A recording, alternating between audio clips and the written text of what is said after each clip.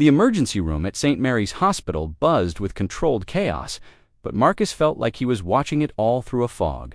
The CT scan had revealed a mild concussion and 3 stitches worth of damage where his head had struck the stone. Waterfall feature. More importantly, the medical examination had documented every injury, the gash on his scalp, the bruising on his chest where Karen had pushed him, the scrapes on his back from sliding across the concrete. Detective Chen sat in the uncomfortable plastic chair beside his bed, her laptop balanced on her knees as she typed up the incident report.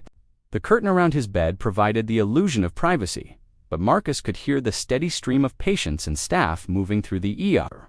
The good news, Chen said, without looking up from her screen, is that we got everything we needed from Karen's phone before her lawyer arrived. Everything. The assault, the racial slurs, the threats, it's all there in high definition. But Marcus, there's something else. Chun's fingers paused over the keyboard. When our tech team was extracting the video, they found something interesting. In her cloud storage, Marcus sat up straighter, ignoring the spike of pain in his head. What kind of something? Financial documents, spreadsheets detailing the insurance payouts. And get this, she's been keeping meticulous records of every fraudulent claim filed in Willowbrook Estates over the past 4 years. Chen turned the laptop toward him. She documented everything. Names, dates, amounts, even which claims adjuster handled each case.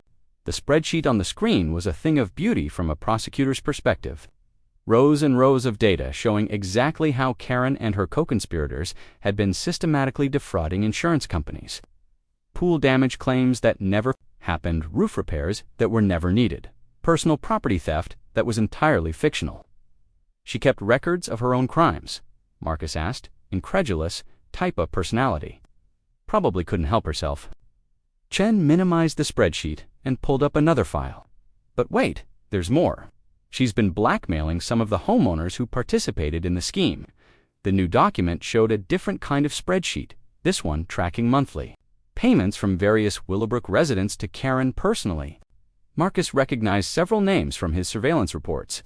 Jesus, he breathed. She was running a protection racket inside her own neighborhood. Looks like it. Pay up, or she reports your fraudulent claims to the insurance companies and the IRS. Chen closed the laptop. We've got enough evidence to arrest half the HOA board. A knock on the doorframe interrupted them. Sergeant Thompson pushed through the curtain, his weathered face grim. Sorry to interrupt, but we've got a situation. What kind of situation? Chen asked. Karen Whitmore's lawyer just arrived. Turns out, it's David Steinberg. Marcus felt his stomach drop. Steinberg was one of the city's most expensive defense attorneys, the kind of lawyer who specialized in making problems disappear for wealthy clients. His presence meant Karen had resources and connections that went beyond a simple HOA president. He's claiming the arrest was unlawful. Thompson continued, says his client was defending her property against an intruder and that we've exceeded our authority by searching her phone. We had exigent circumstances, Chen said. The assault was recorded on that phone. Yeah, well, he's filing a motion to suppress everything we found, and he's demanding to know why a detective was working undercover in his client's neighborhood without proper warrants. Marcus closed his eyes. This was the nightmare scenario, a high-powered lawyer who knew exactly which procedural buttons to push to get evidence thrown out. Even with Karen's own video confession, a skilled attorney could find ways to exclude it from trial. There's more, Thompson said. Steinberg's claiming that Detective Johnson was operating outside his jurisdiction. Apparently, Karen Whitmore lives just across the city line. Technically, this happened in Westfield, not here. Are you kidding me? Chen's voice rose. It's a quarter-mile difference. Tell that to the judge. Steinberg's arguing that we had no authority to conduct surveillance in Westfield and that any evidence gathered there is inadmissible. Marcus struggled to process this information through his concussion fog. Jurisdictional issues were a prosecutor's nightmare, the kind of technicality that could derail even the strongest case. If Steinberg was right about the city line, they could lose everything. What about the assault charges? He asked. That's the one thing we've got solid, Thompson said. Assault with injury, caught on video, with multiple witnesses. Even if we lose the fraud case, she's still looking at jail time for what she did to you. How much time for pushing a police officer into a pool? Maybe 6 months, probably less. With good behavior, Marcus felt a familiar burning in his chest, the same rage that had consumed him during his years in narcotics, watching drug dealers walk free on technicalities while their victims suffered. Karen Whitmore had assaulted a police officer while hurling racial slurs, and she might serve less time than someone caught with a bag of marijuana. "We need to move fast," Chen said, "before Steinberg can get all our evidence suppressed." She was already pulling out her phone, speed dialing the district attorney's office. Marcus could hear her half of the conversation as she explained the situation to Ada Rodriguez, their voice growing more animated as she described the evidence they'd uncovered. "No, sir. I understand the jurisdictional issues, but yes, sir. I know Steinberg's reputation, sir, with respect. This woman has been stealing from her neighbors for 4 years. Marcus tuned out the legal maneuvering and focused on the bigger picture. Karen Whitmore thought she could make this all go.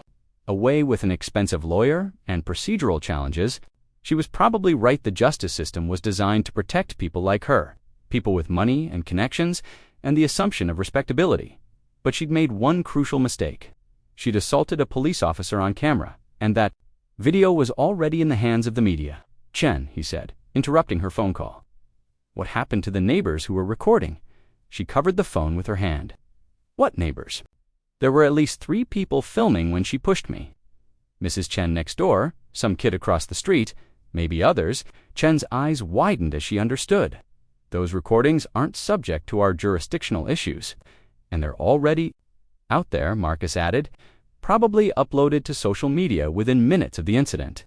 Chen ended her call with the ADA and immediately started dialing another number. "Rodriguez, it's Chen again. We need to check social media." There were civilian recordings of the assault. While Chen worked her phone, Marcus closed his eyes and tried to think through the fog of his concussion. The fraud case might be compromised by jurisdictional technicalities, but the assault was caught on multiple cameras by multiple witnesses.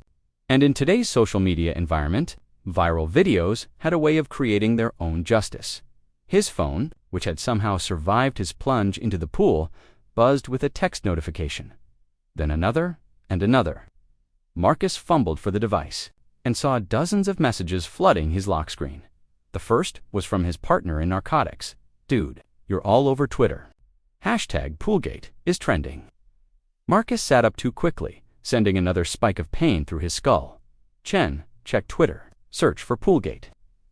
She pulled up the social media app on her phone, and her face went pale. "Oh my God. What? The videos? Been viewed 2.3 million times in the last 4 hours." She turned the phone toward him, and Marcus watched his own assault playing out in high definition. The video started with Karen demanding his identification, captured every racial slur, showed her shoving him into the pool, and ended with him surfacing with blood streaming down his face. The comments section was a mix of outrage and support, but the overwhelming sentiment was clear. Karen Whitmore was being dragged in the court of public opinion. Someone had already identified her as a city council member, and the local news stations were picking up the story. "There's more," Chen said, scrolling through the feed. Someone posted her address, her work information, even her kids' schools. Marcus winced. He had no love for Karen Whitmore, but doxing was a dangerous game that often hurt innocent people. "Her kids don't deserve this. Tell that to the internet mob." Chen kept scrolling. "Oh, this is interesting." Someone claiming to be her neighbor posted a thread about the HOA fraud. "Says she's been terrorizing the neighborhood for years." Marcus leaned back against the hospital bed pillow, his head pounding. The viral video was a double-edged sword. It guaranteed that Karen would face consequences for her actions, but it might also compromise any legal proceedings. Judges didn't like trying cases in the middle of media circuses. "Detective Johnson." A new voice interrupted his thoughts. A young woman in a business suit stood at the entrance to his curtained area, holding a press badge and a digital recorder. "I'm Jennifer Martinez from Channel 7 News. Could I ask you a few questions about what happened this morning?" "No comment," Chen said immediately, stepping between the reporter and Marcus's bed. "Sir, the video of your assault is being viewed by millions of people. Don't you want to tell your side of the story?" Marcus looked at the reporter's eager face and saw an opportunity. Steinberg might be able to suppress evidence in court, but he couldn't. 3 weeks later, Marcus stood in the marble lobby of the federal courthouse, adjusting his tie and trying to ignore the cluster of reporters waiting outside. The concussion symptoms had finally faded, but the media attention showed no signs of diminishing. #Poolgate had evolved into something bigger, a symbol of entitled behavior, meeting digital accountability in the age of viral justice. Agent Kim approached from the elevator bank, carrying a thick briefcase and wearing the satisfied expression of someone whose case had exceeded all expectations. "Ready for this?" she asked. "As ready as I'll ever be." Marcus gestured toward the courthouse steps visible through the glass doors. "How many reporters are out there?" 43 at last count.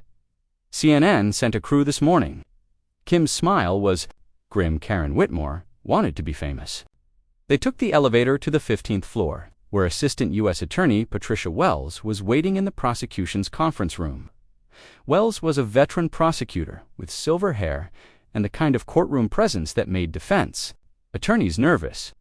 But she'd told Marcus that the Whitmore case was the most comprehensive fraud scheme she'd ever prosecuted. "The grand jury handed down the indictments an hour ago," Wells said. Without preamble, Karen Whitmore, 17 counts of mail fraud, 12 counts of wire fraud, conspiracy to commit insurance fraud, money laundering, and racketeering under the RICO Act. Marcus whistled low. RICO, she was running a criminal enterprise. HOA was just a front for organized fraud. Wells spread a series of documents across the conference table. "We've got 19 other defendants, including 3 insurance adjusters, to contractors, and most of the Willowbrook Estates Board of Directors."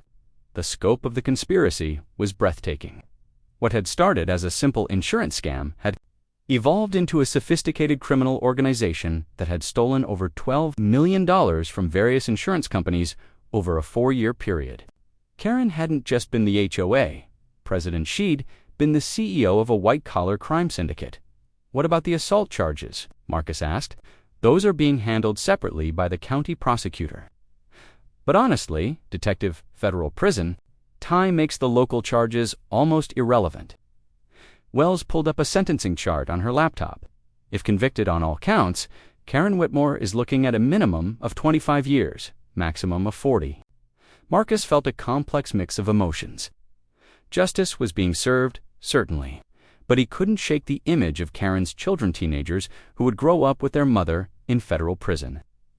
Because she'd been too arrogant to recognize when she was caught. "There's something else," Agent Kim said. "We found evidence that Karen was planning to implicate you in the fraud scheme." "What?" Marcus looked up sharply. Kim opened her briefcase and pulled out a manila folder. She'd been documenting your surveillance activities, claiming you were working with her to identify houses for fraudulent claims. If you hadn't been pushed into that pool, she might have succeeded in framing you. The documents were expertly crafted fake invoices showing payments to Marcus Santos for property assessment services, altered photos showing Marcus at various houses in the neighborhood, even forged text messages discussing fictional insurance claims.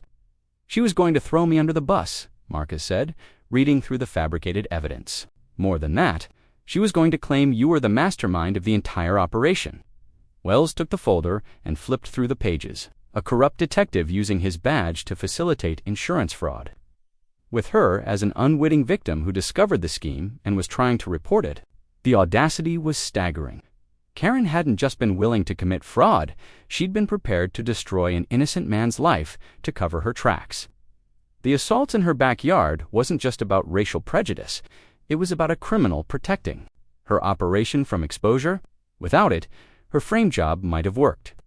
A respected city council member versus a detective with no witnesses to his actual activities. Marcus's phone buzzed with a text from Detective Chen. "Turning on Channel 7 now. You need to see this." He looked around the conference room until he found the remote for the wall-mounted television. Channel 7's afternoon news was just beginning. With anchor Jennifer Martinez, the same reporter who'd interviewed him in the hospital, sitting at the news desk with a breaking news banner behind her. "Good afternoon. I'm Jennifer Martinez. We begin today with breaking news in the case that has captivated the nation. Federal prosecutors have announced the indictment of 19 individuals in what they're calling the largest insurance fraud scheme in the state's history. The screen cut to footage of Agent Kim standing at a podium outside the federal building, flanked by other FBI agents and prosecutors. Marcus recognized the scene from an hour ago, when Kim had held a press conference to announce the indictments. The scheme, which defrauded insurance companies of over $12 million, was orchestrated by Karen Whitmore, a member of the city council and president of the Willowbrook Estates Homeowners Association. You may remember Mrs. Whitmore from the viral video that surfaced 3 weeks ago, showing her assaulting Detective Marcus Johnson. The broadcast cut to the now famous cell phone footage. Marcus watched himself being pushed into the pool for what felt like the 1,000th time, but the context was different now. This wasn't just a random act of entitled aggression. It was a criminal trying to silence the police officer who was about to expose her operation. What many viewers didn't know at the time, Martinez continued, is that Detective Johnson was working undercover, investigating reports of insurance fraud in the upscale neighborhood. The assault that made Mrs. Whitmore internet famous may have actually prevented her from framing Detective Johnson for the very crimes she was committing. The screen showed the fabricated evidence that Karen had prepared, with Marcus's face obscured, but his role as intended scapegoat clearly explained. Marcus felt his stomach clench as he realized how close he'd come to having his life destroyed by a woman who saw him as nothing more than a convenient patsy. In a statement released this morning, FBI agent Sarah Kim said that Mrs. Whitmore's own actions led to the discovery of evidence that would have been used to frame Detective Johnson. The same phone that recorded her assault also contained the fabricated documents intended to implicate an innocent police officer. The irony was perfect. Karen's compulsive need to document everything, the same trait that had led her to keep meticulous records of her fraud, had also preserved the evidence of her plan to frame Marcus. Her phone had been her downfall in more ways than one. Mrs. Whitmore's attorney, David Steinberg, declined to comment on the federal charges, but sources close to the defense team suggest they may pursue a plea agreement to avoid trial. Marcus turned off the television and looked at the prosecutors. Is that true? Are they going to plead out? Steinberg's been making noises about a deal, Wells said, but we're not interested in anything less than 20 years. Karen Whitmore ran a criminal enterprise that stole millions of dollars and was prepared to destroy innocent lives to cover it up. What about the other defendants? Most of them are cooperating. They're small fish who got caught up in Karen's scheme. The insurance adjusters are looking at 5 to 10 years. The contractors probably less. Wells gathered the documents into neat stacks, but Karen was the mastermind. She recruited the participants, planned the fraudulent claims, and managed the money laundering. Agent Kim's phone rang, and she stepped away to take the call. When she returned, her expression was grim. That was the U.S. Marshal's office. They want to move up Karen's surrender date. Apparently, there's been some threats made against her family. Marcus felt a familiar knot in his stomach. What kind of threats? The usual internet vigilante stuff. People posting her address, The video made her a symbol of everything people hate about entitled behavior. Some folks want to take matters into their own hands. This was the dark side of viral justice. Her children hadn't committed any crimes beyond having a mother who was a criminal. Can we make a statement? Marcus asked. Tell people to back off the family harassment. Already in the works, Wells said, but you know how these things go. Once the internet mob gets rolling, it's hard to stop. Marcus's phone buzzed with another text, this one from an unknown number. Detective Johnson. This is Rebecca Whitmore, Karen's daughter. Could we talk? Any contact with the defendant's family could be construed as witness intimidation. She's reaching out to me, Marcus pointed out. Marcus stared at the text message, thinking about the teenage girl who'd sent it. Rebecca Whitmore was 17 years old, a senior in high school whose mother was about to become a federal prisoner. Her life had been turned upside down by Karen's choices, and now she was dealing with death threats from Strone. 20-second hook. The pristine water turned crimson as Marcus surfaced. Gasping, his skull throbbing from where it struck the concrete edge. Karen Whitmore stood above him, her manicured hands still trembling from the shove, her face a mask of entitled rage. You people don't belong in this neighborhood, she hissed, unaware that her phone was recording everything and that Marcus wasn't just any pool cleaner. He was Detective Marcus Johnson, and this assault would unravel secrets that would destroy more than just Hertha, Morning sun cast long shadows across Willowbrook Estates. As Marcus Johnson adjusted his grip on the pool skimmer, the crystal-clear water reflected the sprawling Mediterranean-style homes that lined the exclusive cul-de-sac, each one worth more than most people made in a lifetime. Marcus had been cleaning pools in this neighborhood for 3 years, but today felt different. Today, he was working undercover. Excuse me. The voice cut through the morning calm like a blade. "What are you doing in my pool?" Marcus looked up to see a woman in her early 50s marching toward him, her blonde hair pulled back in a severe ponytail, her yoga outfit pristine despite the early hour. Karen Whitmerhead studied her file extensively. Homeowners Association, president, city council member, and according to his investigation, the ringleader of an insurance fraud scheme that had been bleeding the community dry. "Good morning, Mrs. Whitmore," Marcus said, keeping his voice level and professional. "I'm here to service your pool. It's on my schedule for Tuesdays. I didn't schedule any pool service." Her voice carried the sharp edge of someone accustomed to being obeyed without question. "And I don't know you. Where's the regular guy?" Marcus reached into his pocket for the work order, a perfectly forged document that had taken the department's tech team hours to create. "Miguel's out sick today. I'm covering his route." Marcus, he caught himself before saying his last name. Marcus from Aquaclear Services. Karen snatched the paper from his hands, her eyes scanning it with the intensity of a prosecutor examining evidence. "This doesn't look right. The logo's different. New company branding," Marcus replied smoothly. "They updated all the paperwork last month." The lie came easily, but Karen's expression suggested she wasn't buying it.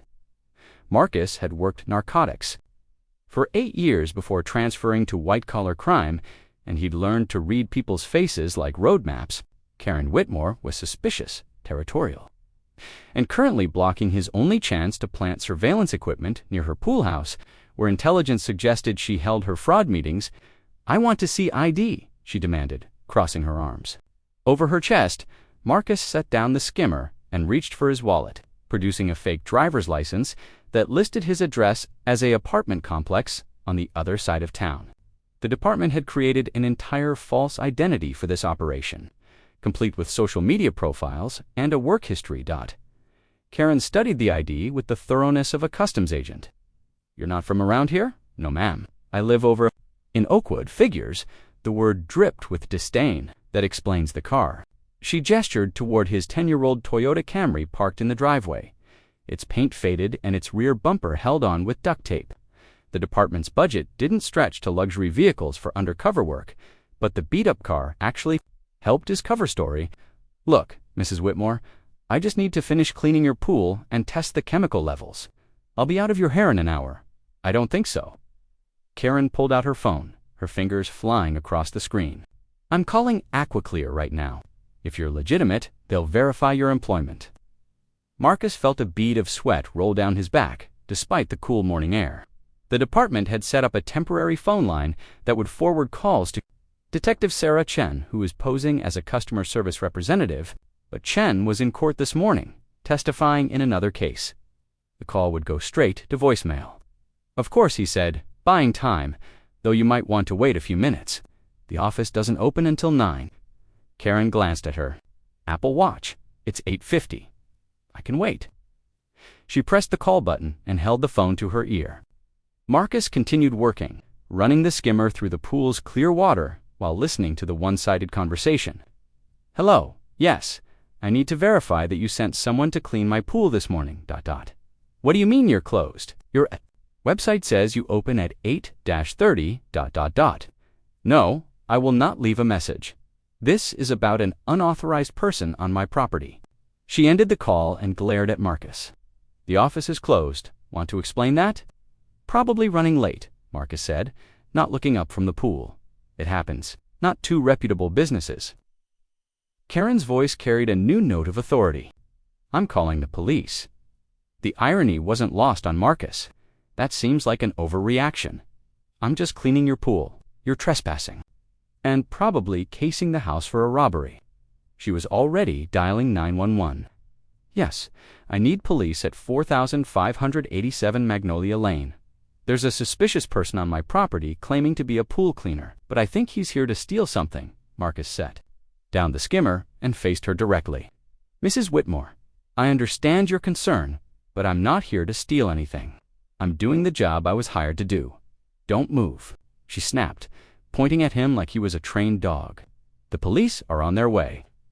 Marcus knew that patrol units would arrive within minutes. His cover would be blown, the operation compromised, and months of investigation wasted.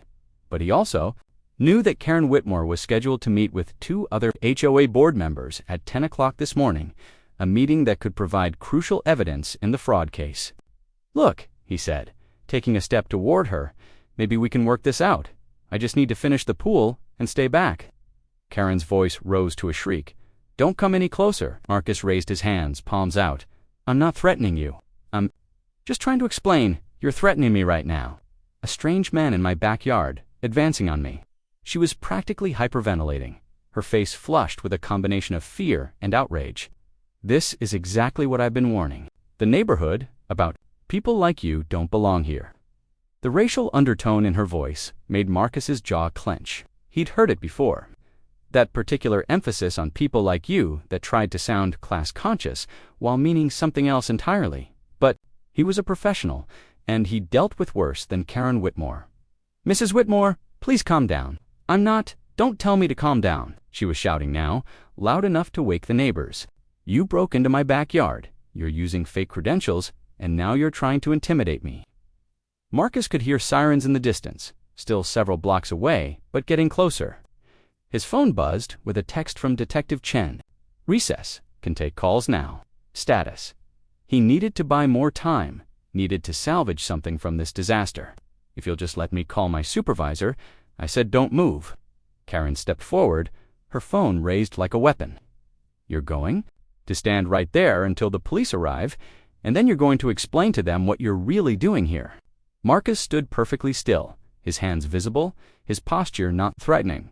But Karen was spiraling, her initial suspicion transformed into full-blown paranoia. She was close enough now that he could smell her expensive perfume, could see the slight tremor in her hands that suggested she was more frightened than angry. "Please, Mrs. Whitmore, just take a step back. I'm not going to hurt you, but you're making me nervous." "Good. You should be nervous. You should be terrified," she jabbed, her finger at him, the gesture bringing her within arm's reach. "Do you know who I am? Do you know what I can do to people like you?" The sirens were louder now, maybe 2 blocks away. Marcus could see neighbors starting to emerge from their houses, drawn by Karen's shouting. Mrs. Chen from next door was recording with her phone, while the elderly Mr. Peterson stood on his porch with his arms crossed, clearly enjoying the drama. "I know you're upset," Marcus said carefully, "but the police are going to ask what happened here. You might want to think about how you're going to explain this." "Explain what?" "That I caught a burglar and held him until the police arrived. That I protected my home and my neighborhood." Karen's voice cracked with emotion. "I'm a hero. You're a woman who called the police on a pool cleaner, a fake pool cleaner, a criminal." She was breathing hard now, her chest rising and falling rapidly. "You think you can just walk into our neighborhood and take whatever you want? You think we're going to let people like you destroy everything we've built?" Marcus felt his professional composure slipping. 3 years of undercover work, of biting his tongue and swallowing his pride, of pretending to be someone he wasn't while investigating criminals who wore suits instead of hoodies. But Karen Whitmore's naked prejudice was stripping away his carefully constructed facade. "What exactly do you mean by people like me?" he asked quietly. "You know exactly what I mean." The sirens were on Magnolia Lane now, probably turning into the development. Marcus could see the reflection of flashing lights in the windows of the surrounding houses. In 30 seconds, his cover would be blown, and the investigation would be over. But Karen wasn't finished. She stepped closer, her face inches from his, her voice dropping to a venomous whisper. "You don't belong here. You'll never belong here. And if you ever come be